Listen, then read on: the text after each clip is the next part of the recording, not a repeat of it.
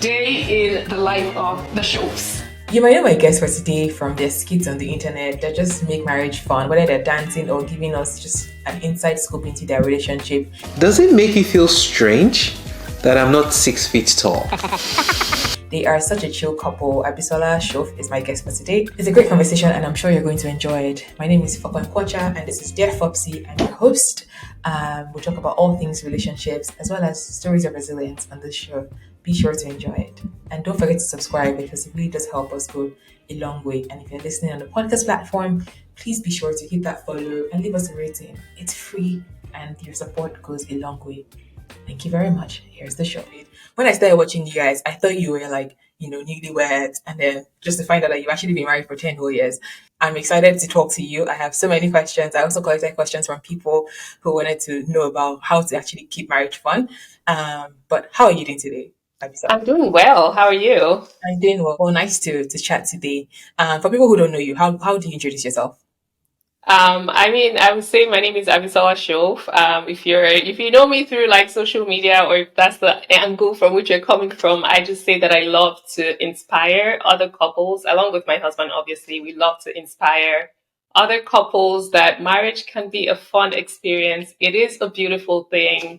And even for people who aspire towards marriage, and even if you're single, like I feel like a lot of the narrative on marriage is not very positive. And I think that there are people who are living their best lives, enjoying their marriages. Not a lot of them are on social media, but they exist. It's just not interesting for the media. But marriage is fun, and that's our job, I guess, now is just to kind of spread that news that it's something that, you can actually be intentional about just enjoying your marriage. That's so cool. Was that kind of why you got started sharing your lives on the internet to just inspire people that this could actually be fun? No, I wish I started with something as powerful as that mission. But no, it actually started very randomly. And by the way, I should say thank you so much for having me on your podcast. I didn't get to mention that, but it's really great to chat with you and about these kind of topics that I'm really interested in. But no, how did we get started? I used to have a blog then where I just wrote, about things that I used humor. So I'll tell funny stories and just kind of wrap in some, shaking tables here and there. And as part of the blog, I had an Instagram page where I would just like post a picture and I'll be like, hey, I just wrote a blog post. Go and read my blog or whatever, and try to drive traffic that way. And then one day, Shay and I was like, oh, Shay, let's do this cute dance or whatever. And he came on my page and we danced. And then like it had so much engagement and it's so much to me then. And people were like commenting like, oh, this is so cute. And I was like, oh, they like this. And like, I think a few months passed and I was like, Shay, actually, do you want to come and do that? Do you want to come and do a little dance again? And then he came back and the reaction was just like really nice. And honestly, that's just kind of how we started. I just started to include him more. Eventually, I changed the page name from my name to the Shofs, and here's where we are, like 3 years later or so. Oh, nice. So that was just at the beginning of the pandemic that this whole started? Exactly. Yeah, it was when everyone was jobless during when everyone was jobless during the pandemic. That was when that started. I think it was actually our anniversary, even though Shay remembers differently. But I think it was our anniversary, and we're like, oh, let's do a little dance in front of our yard or whatever, and we filmed it and put it online, and Yeah. Well, that's very interesting in that, like, at the beginning of the pandemic, we had time. So, like, it made sense that, you use the time for that kind of stuff. But, like, since then, you've morphed into more than dancing. People love dancing couples on the internet. Like, I mean, Adana and her. We dance to save our lives, by the way. So, yeah. Know how to dance, but you have to have fun. Again, it's back to the having fun thing. If you're having fun, who cares whether you're dancing with two left legs, Yes, it's just about having fun, less about dancing skills, because we don't know how to dance. Definitely. So but like, you don't just dance anymore. You talk about different things. I mean, you kind of at the beginning when you're introducing yourself, it was almost as if you had read my notes. You're talking about how people don't always see fun, happy couples on the internet. In fact, some people say that people that are happy in their marriages are hiding themselves, and then like it's only the people that have problems that are like trending and putting out their issues out there. And they're like, on one hand, they're looking for models. And I watched one of your latest, not latest, but one of your videos where I think you had asked people to say their assumptions about you.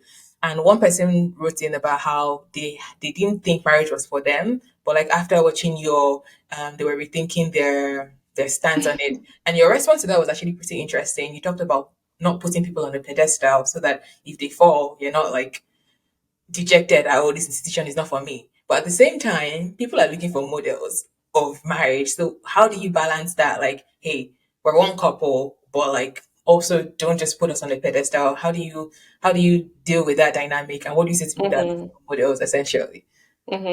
I think that's actually an interesting question. And I relate it directly to how we are with churches and Christianity. A lot of times we are looking for churches that are, it's a solid church. It's based on the Bible. The pastor, understands scriptures, is living out the Bible. But as much as yes, I go to a church like that, and I want to remain in a church like that. Mhm. The pastor is not God. You Yes. know what I mean? Like at the end of the day, so we always have to remember that about whatever content we're consuming on social media is yes, I can be inspired by this couple, I can be Yeah. inspired by my pastor. And when he teaches, I'm, making sure it aligns with the Bible. But at the end of the day, if this couple says, okay, actually what happened was I don't like him no more, does that then invalidate marriage? No, it doesn't. If my pastor decides, God forbid, thankfully he has sense in his head. But if he decides tomorrow that, what, actually, I don't really believe in Christ anymore, does that Mhm. invalidate my belief in Christ? It doesn't. It's just, unfortunately, that's too bad for him. But my basis, my foundation is based on the Bible, not on the church or the pastor. So, yes, it's good we belong to a church. Yes, it's good we watch a couple on social media, but it's just icing on the cake. It's just something to be inspired by, but you already know like why you're marrying the person, why you're married to the person you're married to. And essentially no outside forces is supposed to shake you up. Like if someone does something crazy in their marriage and Mhm. for some reason they're no longer together, no shaking. Your marriage is solid, is standing. We move, man. Yeah, but at the same time, it's you should have what you're saying is essentially have a strong foundation. But at the same time, it's nice to see people that are ahead of you in this thing that you want to That's try. true. You see them Yeah. having fun. So I guess a balance, like have a strong Yeah. foundation, a strong why. Don't just do it because everybody's doing it, which is kind of um what everybody's saying now with influencers. Like, okay, don't just take their word for it. Like make it something you're interested in already, and then like maybe if you Mhm. trust them, then believe them and go ahead with it. But very interesting Yeah. answer.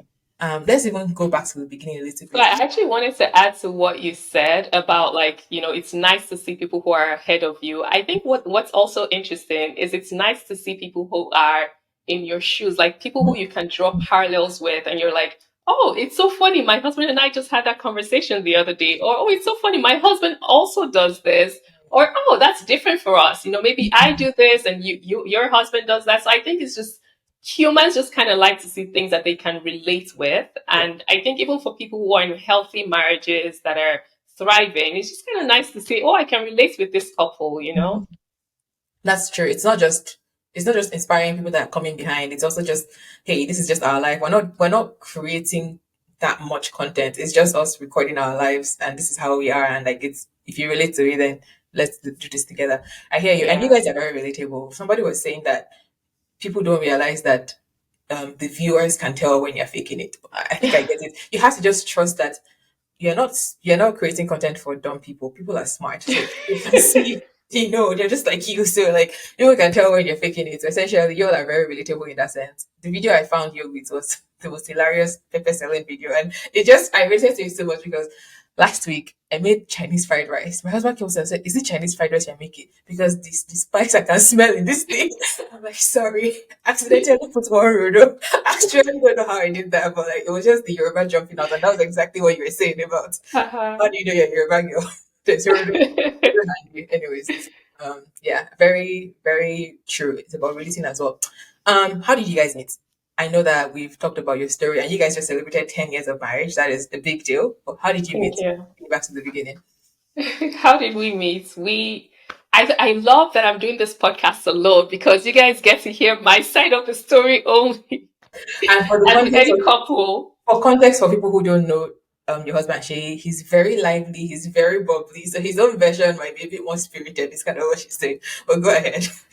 He would have interrupted me by now and told his version, but I get to shine today. So how did we meet? We met through his sister and my sister. They were both friends. They are both friends. Before I met him, and his sister was going away from Baltimore. She was going to do her PhD in Penn State, wherever, and she was like, "Okay, I'll have a going away party." Apparently, I learned much later, I would say actually years later, that this party was apparently planned with with Boshe and her actually planned to invite me to the party. So they invited my sister and told my sister to drag me along.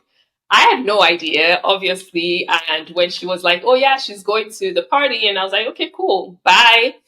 And she was like, "Oh yeah, you're coming along," and I was like, "Yeah, I don't feel like it. I'm gonna stay at home."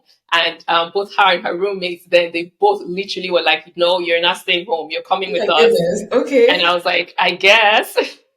Wait, why did they just think you guys would be a good fit? Like they just, I mean, seeing. So Shay's sister had been telling Shay about me for a long time. He's like, "I Oh, have this friend. Her sister is gorgeous. You're yeah. gonna love her." And Shay was like, "Ew, your friend's sister." And I guess she just kind of let it go, and then we randomly ran into each other at a graduation party Mhm. for a mutual friend. And then he saw me then, and he told his sister, "What? This is the girl you were talking about? Yes, I need to meet her." So, that graduation party, he didn't really try to intrude too much. He just kind Yeah. of observed, and then they planned the party for me to come to, and the rest is he collected my Facebook. Yeah. This was back in the Oh, back days. in the This day. was 2008. Yeah, 2008 when we first met, and then he collected my Facebook and we started chatting on Facebook, and the rest is history. So Wow. Well, this is the equivalent these days will be sliding into Instagram DMs. So there's always something for each season for social media, but that's pretty cool. So essentially, you guys exactly. were match made by good siblings. I'm a fan of matchmaking as well because sometimes you just good people know good people and they can connect you. That's pretty cool. Well, 10 years later, has it always been fun, or like have there been different kinds of seasons you've navigated? And is fun just like your personality, or is it something you intentionally put in? Maybe I should split that into two questions. First of Hmm. all, has it always been fun in the journey? Yeah. Wow, I think has it always been fun? The definition of fun is so relative. Like there's different seasons, right, in life, and has it always been good? I would say yes, absolutely. I mean, has it always been fun? As in, are we always dancing around in our kitchen every day? No, if that's your definition of fun. Mhm. But we've always enjoyed each other's company. I don't think there's ever been a point in time where I'm like, okay, I hate this, or I don't like this person that I'm married to, or why did I get married to this person? So Mhm. in that sense, it's always been great. The seasons in life, if Yeah. we're married or not, life just be lifing. You just Ex- be Exactly. dashing us different seasons and Yeah. different things that we go through. But I would say that overall, it's been great to have someone who I'm sort of like on the same wavelength Mm. with to Yeah. go through life, the ups and downs of life with that person. What was the other question? It was something about Let me finish with fun. more questions. First one was about if it's been fun the whole 9 years, and then whether fun is a part of your personality. Is like, is it just? Do you just? Are you dancing people, or is it just like something you intentionally do to create fun, essentially? That is such an interesting question that I actually don't think I've thought about it. I don't think that anyone would describe me as like, oh my gosh, he has a fun Yeah. personality. I Yeah. think my personality is actually quite reserved. Mhm. At the core of who I am, I'm a very quiet person and Mhm. I'm quite introverted. I think I've Mhm. trained myself to be a little bit more extroverted, especially being in America. Yeah. Being an immigrant in America, I'm not going to be that person who's going to sit at the back of the room and be quiet. Let us speak up. Yes. No, Yeah. I had to. I mean, you have to talk to people who know me from like way back when to really understand the intensity or the gravity of what I'm saying. Like, I had to train myself to Yeah. say, so that you have to speak up. You have to like don't just wait for someone else in the meeting to speak up. And it applies before you know it applies to every area of your life. You go to the grocery store and the next thing you're striking conversation with someone who you don't know. That was never me. That's That my would never.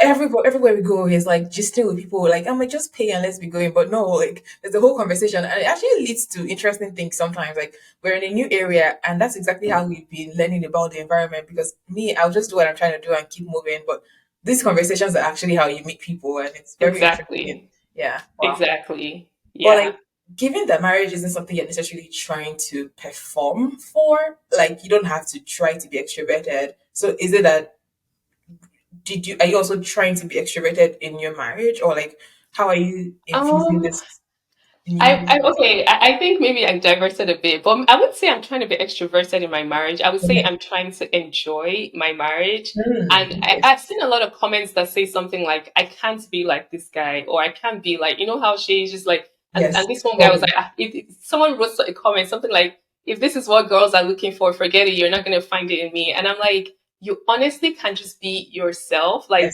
Yes. that's one person's personality Yes. and not everyone is even attracted to that personality. So Exactly. obviously, everyone can't be that way to have a successful marriage.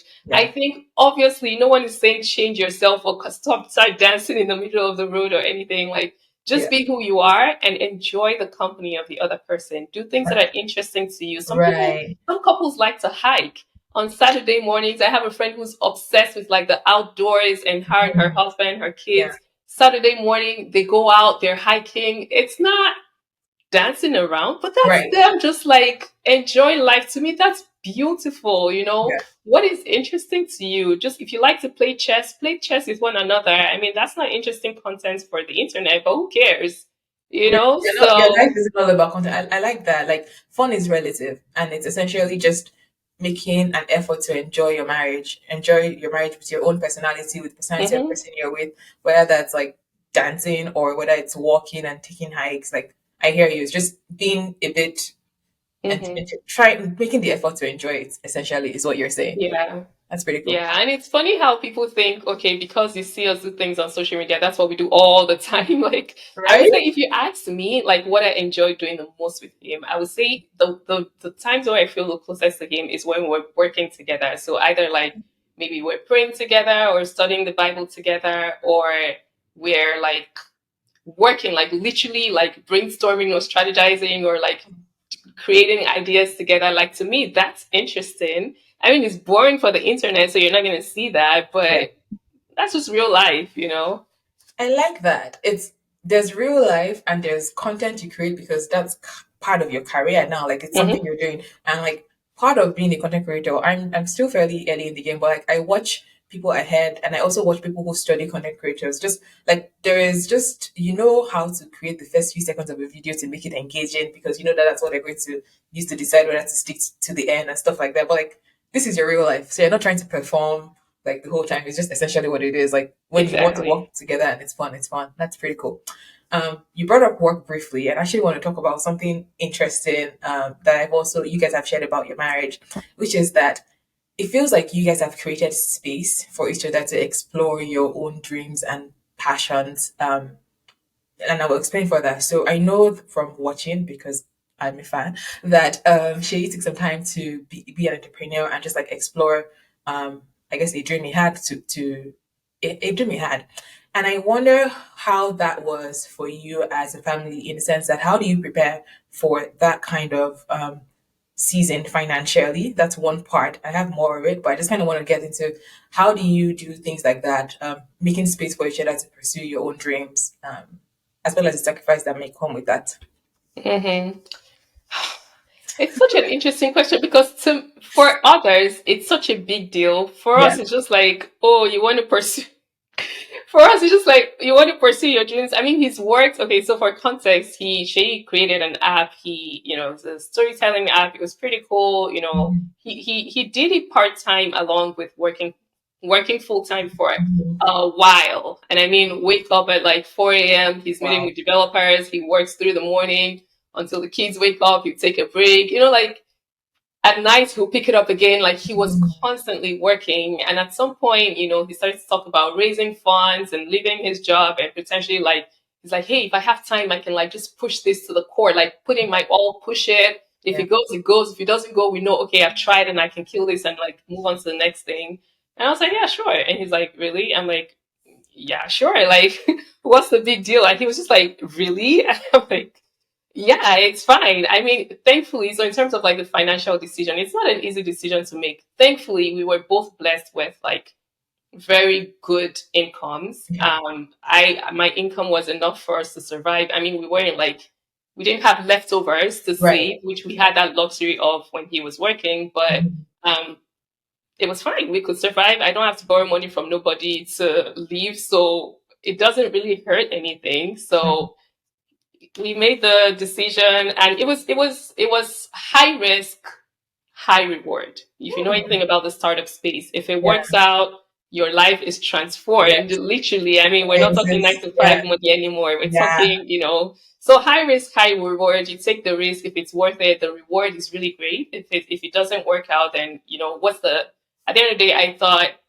what's the worst that could happen? If Go it back to doesn't your work job. out, you lose maybe a year's worth of income. For us Mhm. personally, with our finances, it was a big deal, but it wasn't that much of a big deal that you would kill your dreams for. And I Right. think at the end of the day, when you're on your deathbed, not that we're gonna die anytime No. soon, Yes. but but when we get to that point, if you have any, I don't think anyone would regret not working for a year at Right. that point, but we Yeah. would regret, man, I kind of wish I took a break, maybe 3 months, Mm. maybe 6 months, maybe a year to just kind of do that thing that was so heavy on my heart. And I was Yeah. like, please Yeah. do it. Yeah. And he did it. I was happy. I was proud of him. He's learned so much from it. A lot of which we're even applying to what we're doing now. Like no knowledge is ever wasted. No experience is ever wasted. So yeah. That's pretty cool. Like, and I thank you for sharing. I wasn't sure like how much you would be willing to share, but thank you for your generosity in sharing that. And Oh also because yeah. like honestly, it's maybe was a bigger deal in my head, and but it sounds like it was a decision that made sense based on circumstances of your life, and you guys gave it a go. Another angle of it is, there's this whole African thing about being the man of the house and providing and all of that good stuff, but like if you have to step back to explore something new, that might mean, in your case, you were saying your income was enough to sustain the family. So that means it was your season of being the primary breadwinner. Hmm. So did that affect things, the dynamic of things emotionally, and how did Got you manage you. that? I wish he was here to answer, but like you had a front row seat to it, so I'm sure you can do it justice. Yeah. The funny thing is, I mean, that's the thing. There's the African thing, but there's Mhm. also what works for me. What do I Yeah, like and what do I I love enjoy? that. And Shea and I are like the most non-African in terms of like how traditional our thinking is. I Mm, could literally care less what works for another family because it's right, their family. But right. for us, like I remember when I first started working, like when I first got my first job, Shay Mhm. was like, listen, my goal for you. Then I was so shy. I didn't really have a lot of confidence. And I'm like, who hire me? Why did these people hire me? I was like, listen, listen, listen. My Yeah. goal for you is not this analyst level that you're sitting in. My goal for Mm, you is to out earn me. I was right. like, yeah, right. Yeah. He was he's like, please retire me. I want to be a stay-at-home dad. And Yeah. I mean, he was joking, but he wasn't really joking. He really, And really he just wanted me to carrying you out on. earn him. Yeah. And he was being for real. That's just how we are. It's like everybody wants the other person to succeed. Yes. And this is not about who is taking care of the family, who isn't, who Mm, is not. And I think the dynamics of how we manage our finances, even right. before he left his job, was just kind of very fluid. Right. Like it was kind of like everybody's money is everybody's money. Like there wasn't, oh, you are making this money and you are paying this school fees and you're paying this mortgage and this person is paying this electric bill. There was nothing like that. We just kind of manage our money together. Okay, we know that X money goes to the mortgage. It doesn't really matter where it's coming from. Some money goes to the savings. It doesn't really matter which pool we're pulling it out from. We agree on what we're spending on and we spend it, and it doesn't matter whose pocket it's coming out of. So we just knew that money came from both Right. sides. Money came to the family and we have funds. Like, Yeah, yeah, yeah. So I learned later that most couples don't manage their money that way, and it's not a bad thing. It's just whatever works for you. I think most people just kind of do, okay, I contribute to something, you contribute to something, and then I have my own spending money. I don't really have my own spending money. He doesn't really have his own. Like it's just we just spend whatever. Like I Yeah, don't yeah, know. We just agree on yeah, something and we just kind of yeah. yeah. Definitely hear you on people have different dynamics on how they manage their finances. I also thought that most people would just join resources when they got married, which would help with the whole system of, oh, this person out ends me, because if it's just money coming into the family pool, then I guess it's a bit easier to just say, hey, if you make more money, it just means we make more money. But I Hmm. also understand that like this whole, like, it's a power dynamic thing for some people and it trips them up, and I think some of that might be maybe patriarchy and inherent views of how women should be treated. I'm not going to dive into it, but I just think it's interesting that um, sometimes people can join their lives, their bodies, their children, but not their funds. And I'm like, okay. Anyways, um, but now you're on your own path of entrepreneurship. You're exploring your own dreams. It's almost like now it has flipped. Well, you're not earning, but now you're also doing content creation. How is that? You said, I think the video I found was that you left a cushy 6-figure job to explore content creation full time. What inspired that, and how is that going? Whew, what inspired that? How's that going? It's going great. What Mhm. inspired that? So, I mean, as you know, we were kind of pushing content Mhm. alongside working. And to the viewer, like you watch a 30-second video and you think, oh yeah, it wasn't a big deal, right? Like Tell me about it. it's a big deal. I Yeah, wish I could tell you yeah, how much hours goes into, in some cases, yes, hours goes yeah, into that 30-second clip that you just watch and you just boom, you swipe yeah, up. yeah. It's a lot of thinking, it's a lot of strategy, it's a lot of editing, filming, research, education, trying to Mhm. understand how to improve our quality. It's just so much. Again, this is not our space. Like, I didn't do anything with regards to filming. I don't know Right. what lighting is. Like, there's a lot of learning, a lot of time and effort goes into this. So, there was a lot of working late into the night, and I was not getting enough sleep. And for those who don't know, I'm a mom. I have 2 kids, and I just felt like a lot of my time was I was just literally always working around the clock. And that just wasn't healthy. It wasn't sustainable. And I knew something had to be done. Like it's either maybe I get another job that's like less stressful. Even if I get a less stressful job, I still have to be present like And 40 it's hours a week at the minimum. yeah. So I had to make a decision like, do I want to really keep going with this content and like put in my all and try to scale it as much as I can? Mm, And also like just kind of pursue other entrepreneurial ideas that I've had in my head or just other things that I've wanted to do? yeah. Or do I just be like, you know what, content is just a thing for fun. We post when we have time and I focus on my career. And I made the decision. I was like, you know what, I can always go back to a job. I'm blessed to be able to Right. make that statement because Yeah. literally I can go back to a job. I have enough contacts at this point Yeah. that I'm like, hey, Abisola is on the market. Mhm. Let me know if you're hiring. Put Yeah. that thing on LinkedIn and, Yeah. I've left a good trail mark everywhere that I've worked that, Mhm. thankfully I don't think it would be a pain to be able to get back into the 9 to 5 market. So it's a thing that I just did for me, for my happiness. I won't say like it was solely a financial decision. Like it was a decision that I made to make myself happy, make my family happy. Like I really wanted to be more intentional Mhm. about doing things with my kids now that they're still young. I mean, youngish. Like I only have not that long until the older one is like going off to college. I mean, he's Mhm. still just 10. Sorry, he's 8. He's 8. Yeah. He's 8, but I really want to maximize the time that I have with them. So that was all that put together is kind of like how I ended up making the decision that I made. So And it's pretty cool. Like it's not all about just money and getting. It's about the whole picture of balance in life. And so glad that you're able to do that. Like take a moment to just pause and reflect on where things should be headed. You glossed over the fact that you had kids, but like that is an interesting part of marriage because now it's not just two of you; it's also two other humans. And um, how does that impact your ability to just like enjoy each other and not just be on the parenting go go go? bro, it impacts. It impacts. Kids add a whole different dynamic to your marriage.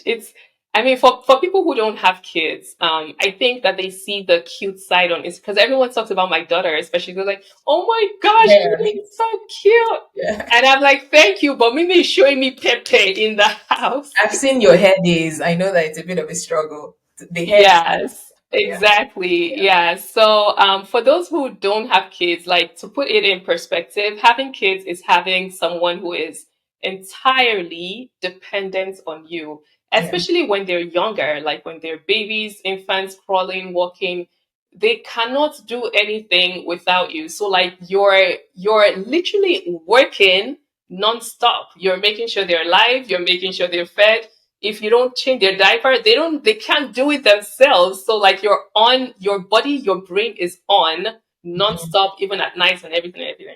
That Mm. doesn't mean you should not have kids. Please go have kids because they are like wonderful and amazing. Yeah. But yes, it does. I mean, just by nature of what it means, it does affect your relationship because before, like, what she and I woke up on Saturday morning, we'll lounge around, do Mhm. whatever. Like, we can just up and do whatever. Like, we can go to the gym early in the morning. We can like it's like literally, and this is my advice for people who are in the waiting period. I know it's hard, and I feel like there's pros and cons to both sides. Like obviously it's, if you desire marriage and love and you're not yet getting it, or you Yeah. desire kids and you don't have it yet, like it's a tough place to be in. And I can't even imagine, like, for someone who got married at 25, like I can't imagine, how old Right. was I think 25, yeah, 25. I can't imagine being, waiting that long and not Yeah. getting what you want. Mm. So I totally, like, what's the word, put myself Empathize. in that, yeah, empathize with you. That's tough. But what I would say is, like, once you get married or once you have kids, now you lose the pros of singleness, or you lose the pros of before I had kids. Yeah. So even though they're the cons, I would say don't focus too much on those cons as much as we want it to change. In Jesus' name, amen. But I would embrace those pros because your time, 100% of your time belongs to you. For me, once I'm done with this podcast, I have to start running school runs. I Yeah. have to, like, I don't have that luxury to just try a new recipe if I wanted to. I have to go pick up my kids. I don't have that luxury to just pick up this new book. And I do my readings at night.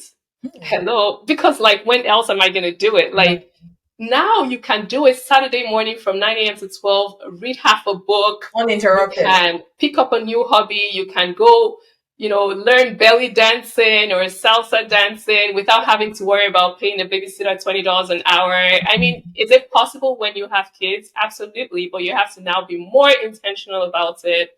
You have to also think about, like, the emotional guilt when you're leaving your kids too long. I mean, there's all this balance that you can work with, but honestly, maximize and milk out the pros of your singleness Right. and whatever. And then when we get married and we have kids, we're going to milk out the pros of being married and Yeah. having kids, if that makes sense. So Totally does. yeah. It's almost like it's hard to focus on the pros when all you can feel is like, oh, time is going, or like, oh my goodness, or like nothing is happening at the time I want it to happen. But Mhm. the pros are going to be gone once the thing happens. So for now, look out for those. Exactly. I hear you. Exactly. Okay. I want to switch to something a little silly. But it is valid. Let me just spill it. So I was watching one of your videos. I think it was a couples therapy video where she says, "How do you feel about me not being 6 foot tall?" And like How do you feel about what? about him not being 6 foot tall. I know. And then I watched a couple others where he said that apparently he had hair until he got married and then he got bald. So it's very interesting. It sounds silly, but a lot of people have issues with guys not being tall enough or like one thing on their spec list missing. Now you had things change up on you pretty quickly after you got married. What do you say to someone who is trying to assess a great guy that doesn't completely meet their specs, given your experience in the field of marriage and changing bodies over time? That's such a great question. I love it. Wow. Okay. So that's actually quite interesting. Okay. So for me personally, I feel like I got married, or I got into a relationship, let me say, before.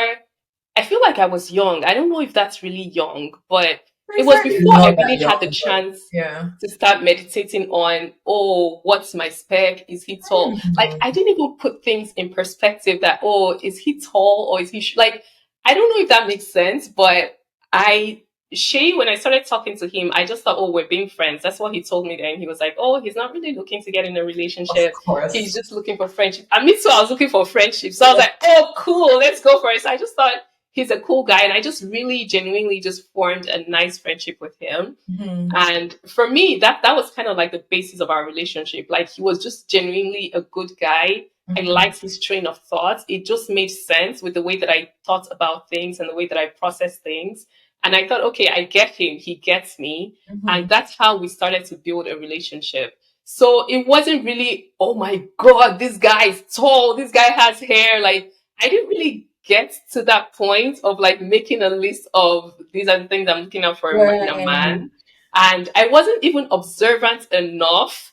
Obviously I was attracted to him, but I don't know what it was exactly. I don't think it was the hair or anything. Yeah. So when he started to go bald, like, we actually thought it was a joke. I just thought, oh, put some oil on it. Like, just put some oil on it. And he was like, no, babe, I feel like it's never going to grow back. And I was like, yeah, right. And like the thing started to like just get more and more every day. Now it's just like a joke. It's just whatever. I mean, if you're marrying someone for their looks, it's gonna shock you It will because shock you. not even me that you're looking at, I do not look anything like I did, 10, 15 years ago when we first met. Like, I've changed myself. I've Yeah. had kids. The Yeah. body changes. You just look different. But it's not like it's a bad thing. It's just different. And you just learn to grow together. Like, especially for the women. For the men, less so much. Usually the men don't really change that much. For the women, our bodies are going to change, and you just have to love yourself and embrace the person that you're becoming. And your spouse has to love you for who you are and just kind of grow along with you and just love the person that you're becoming, both physically, even emotionally, even as a person. Like, we evolve and we grow to become different people. We grow to like different things at some Right. point. We grow to have different interests. Like, the things I was interested in doing 10 years ago, some of those things I don't have any interest in them anymore. But you just gotta enjoy the process together because life is not constant, man. So and if you're looking for, I'm really surprised people are really basing the person that they marry on these things till this day It's because me serious. Yeah. it's unfortunate if you're still doing that and you're single. Like, I honestly think that if you hear this kind of struggles that people are having in their marriages, I promise you, height is the last thing that will be on your mind. Like, you will get married to that 4 feet guy. Yeah. Like, the instant you hear like their issues, like, honestly, one person was telling me about like some issues with their spouse, and after she ranted for some time, the question I asked her, I was like, hold up, like, is he even Christian? Because like I'm like, no one who believes in God would even treat another human being in this Like way. this. Do you know Right. what I mean? Like, I'm not even talking about your wife now. Like, Yeah. just another human being. I would Yeah. not even want to talk to that human being in this way. So Yeah. how did you end up with someone like this? Like, are they even Christian? Like, what is the basis? What is the core of the heart of this person that you're getting married into? Because reality is gonna hit you real soon, and that height is gonna be the last thing on your mind. Yeah. It is. It's so interesting that you talked about how it makes no sense if logically that height is such a big factor because this past week I felt like I had so much bad PR for men, like the things that people were talking about. There was one story, was on a podcast about if it's a bit wild, but anyways, a couple that was dealing with infertility, and it Mm, was the man that had issues, right? mm. But then he now goes around telling people that his wife had so many abortions when she was single that that's why she cannot have kids now, even though he knew he was the Oh, even though wow. he knew he was the one that had the issue and Mhm. knew that she was molested as a child and had issues. Like, he knew all the story, and like the way the story just came out. Anyways, she also went back and did evil things in return to him. But I just felt like, why would you do that to somebody? Now, when you think Mm. about issues like that, where does height factor in the conversation of like the caliber of person you're with? And on one hand, I want to be like, you know what, people want what they want. Let people, don't be the one judging people. But like, if we continue to judge your choice of who you will spend your life with on superficial issue factors, then we enter marriage and want to start judging their character. Okay, Mm. how is that transition supposed to happen? It's not doesn't say that doesn't mean that there aren't 6 foot tall awesome people. But like, okay, Mhm. can you focus on the awesomeness first to make sure that that part is covered Yeah. and you don't have to deal with such evil things after? But yeah, let's just give ourselves a bit of perspective shift and know that like life is long and let's pick people that are good for us. Hmm. Speaking of people that are good for us, change feels like a constant of life, like change is going to happen. And I've been thinking lately about how marriage is a leap of faith in some ways. Like, Mm. you do your best, you assess the person, and like make the best decision possible. But you don't really know what's in front of you. You don't know how job loss might change the person. You don't know how health issues might change you or the person. You don't know if infertility is there to change. Like, you don't know what could trigger their deep past hurts or anything. So in some ways you make the best decision, but like Yeah. you just don't know what you don't know. How I mean I've been married for 4 years this year, so not that long, but long enough to have an opinion. You've been married for longer. How have you navigated seasons of change? And like what would you say to someone who's just skeptical about how do you know that this person is not going to change on me when we enter it? Mm. Yeah, I feel like it's so relative. Like every marriage is so different and everybody's life is just so different. I can speak from my perspective. I would say that the biggest change that I've had personally was like postpartum. Mm, And postpartum for my son, I experienced it and I was like, okay, I got out of it. And then postpartum for my daughter, it just like, slap. phew, it slapped me in the face. I was like, I don't even know who I am. I Mhm, remember at some point my mom stayed with me, to help me for the baby a little bit. At some mhm. point she was like, I just want you to be happy. Like, why are you always sad? But Aw. I didn't even understand, like, and I was like, I'm not sad. Yeah. I didn't even understand what was happening to me. I just knew that it was just like a lot. Mhm. It's like a lot to have a baby and then just things are changing in your body. Yeah. It's a lot. It's too much on the woman and sometimes the men as well. Yeah. So I was not the same person. I knew that I just was not okay. But I didn't really sit down to think about why. I didn't even think, oh, it's because I'm postpartum and this happens and that happens. I just knew that I was constantly sad. Like my default was just like to be unhappy and sad. Mhm. And obviously that affected my marriage because I'm just like, I'm not interested. I had no interest in anything. Even the things that were interesting to me before, I was just like flat. Like, I'm not happy. I'm not sad. I'm just like, boom. Was it Um, was it postpartum depression? Were you ever diagnosed or like was it was. So eventually, I just took myself to my doctor. I think it was like supposed to be a physical or whatever, but I just needed to just kind of even know like what's Mhm. going on with me. And so obviously, they have this questionnaire, they ask you all these questions. And he was like, I think you're going through postpartum depression. You might not be like Yeah. depressed, but like you're definitely on the verge of something like that. And, he suggested all these things that I could try, try to work out, try to have some me time, try to do this and that.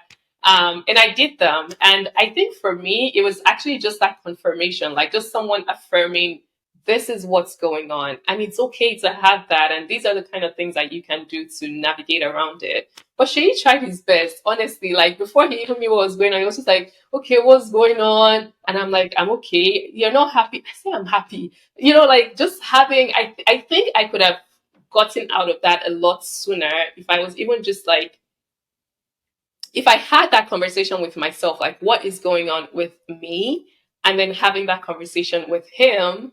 Yeah. But I just kind of, it was just like a cloud. Like I just didn't even take time to process it. Were So you I think like aware going back, yeah, go ahead. were you aware of the concept of postpartum depression before Mhm. that happened? Oh, okay. I was thinking maybe I you was, I was, but I didn't. I mean, again, the word depression is used so like heavily that I was like, I'm not depressed. Mhm. I was like, I'm not depressed, but I just was moody. Yeah, moody Yeah. is the word. I just was just kind of moody, and nothing could really get me excited. Not Yeah. food, not activities. Wow. I was happy to have a baby, and, Yeah. and that's another thing. Like you feel guilty complaining because you're like, God has Right. just blessed you with a baby. What are you complaining about? Yes. So I think definitely like whatever phase you're going in, like just knowing that your partner is there for you and wants the best for you and just being taking yourself to that position where you can have that conversation openly and freely knowing that, okay, this person is not going to judge me. This Yeah. person wants the very best for me, and you guys can try to figure it out together. And even if you can't figure it out, like just having that other listening ear, you know. Right. So yeah, these changes will always happen. Eventually, I snapped out of it. Bisola's Right. back 5 years later. Yeah. Yeah. But But no, God is good. God yeah, is good. Everything is figure outable if you're willing to just kind of work through things, you know. everything is figure outable is a good way to put it if you're willing to work through it. Yeah. Thank you so much for sharing that. And I'm so happy you're on the other side. And I'm sure maybe that little segue would be what someone needs to hear if they're going through a similar season and just don't know how to deal with it. One thing you said in passing that I actually just like is I feel like one of my favorite things about my husband Obi is that I just know that he's for me. Not for me as in I made the right choice, but like for me, as in, he's not against me. Like, if we're going to do something, I'm not going to have to think, oh, is he doing it from a malicious angle or anything like Hmm. that. I really appreciate that. So, like, sometimes when I'm about to spiral in my thinking of, like, what is he thinking or how is this going to work, I'm just like, okay, calm down. Like, things are, you can be sure about that part. Anyways, this has been so great a conversation. And as you wrap up, where can people find you to support your work? And as a content creator full time now, we want to support the ministry, is what I was saying. But also, is there anything fun you're working on that you want to share with the people or that they can connect to in terms of, making marriage fun or just in terms of content creation as a whole? Sure thing. So if you want to find us, and you should come and find us, but if you're trying to find us, we are on Instagram, on Facebook, TikTok, YouTube, all of the above as the Shofs. So Theshofs, the Mhm. Shofs. And we're active on slightly different content in each of those platforms. So you definitely want Hmm. to find us as in as many places as you consume content. In terms of things on the pipeline, we are trying to get more creative with couples that want to do fun stuff. So if Nice. you're in the United States, the DMV, the DC area, that's where we're based. So we want to start doing like more just kind of date nights, having fun with other couples. In the past, we've had like more events, like just social events for anyone and everyone. But I think we want to be more focused now on couples. I love you guys singles. But we want to do like more just kind of date night experiences for couples. So that's probably going to be coming up soon.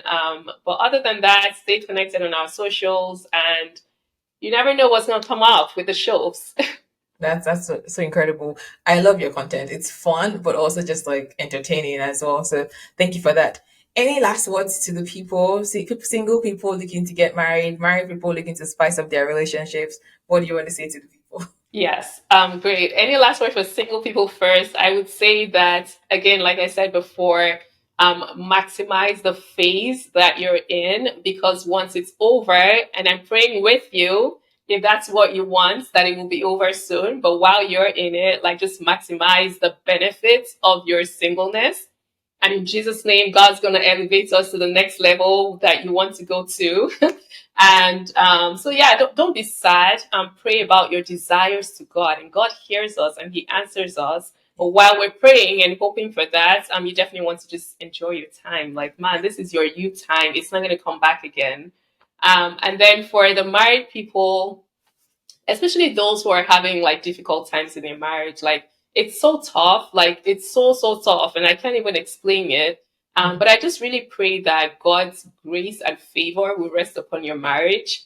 And I pray that, there's a way that you're like, I wish I can talk sense into this person, but I pray that the Holy Spirit will talk sense into that person for you. Amen. Yeah. And I would say just be open to loving regardless, like sometimes the other person, it takes them a while, but Mhm. don't get tired.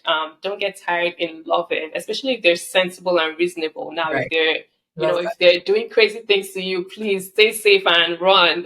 That's a whole different topic. But for the most part, it's usually just like misunderstanding, miscommunications. But I pray that the Holy Spirit does His work in you and in your spouse. And I just say that continue to love regardless, continue to communicate, talk about things. Your partner is your friend, not your enemy, and you Yeah. guys are definitely on the same team. And just try to have fun together. Try to do things that are outside the norm, Right. outside of your routine. Like if you don't usually go out on Saturdays, like just take a walk around your neighborhood. Like, you just be surprised how different your conversations would be. Yeah. And have fun. Do the things that are interesting to you. So yeah, enjoy your marriage. Thank you so much, Abisola. This has been so great. Just learning about you, and your tips are very much spot on, and I'm sure that it would encourage someone out there. Thank you for taking the time to talk with me today. I really appreciate it. Thank you. Thanks for having me. I really appreciate it. This was a great conversation. I enjoyed it. Thank you.